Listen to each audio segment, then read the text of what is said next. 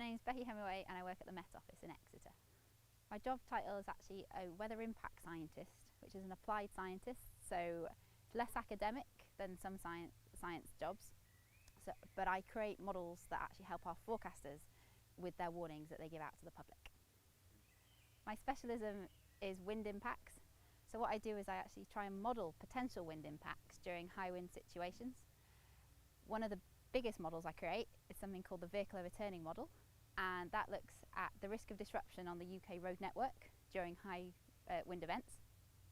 What the model does is it forecasts this risk due to vehicles overturning on the road network, so that we can pick out roads where there is high winds are forecast, and therefore we can say there's a high likelihood of impacts are happening. So we can say people maybe divert, go the other way round, take a different road.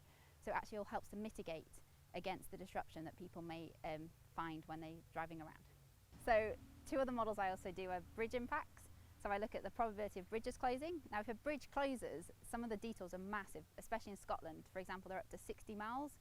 So if I can say, and the models forecast that the bridge might close, the detours can be put in quite a long way down the road, so people can go round instead of kind of getting to the bridge and going, it's closed and I've got a 60-mile detour.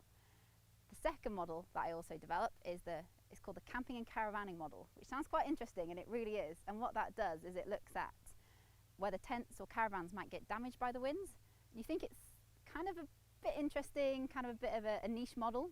But if you think of in summer, we get ex-tropical cyclones coming towards us. And what the model does is it actually looks at the probability of tents flying away. So people that are camping know to pin them down better, or people that are caravanning can shut the hatches or move things inside. So it actually helps forecast those kind of impacts so people can mitigate against them. I applied to Soapbox Science because I really, really love my job. I love what I do and I really want to tell as many people as possible about it. It's a different platform to what I'm used to. I do quite a few STEM events, so I'm used to talking to kids, especially at things like science camps that we hold at the Met Office.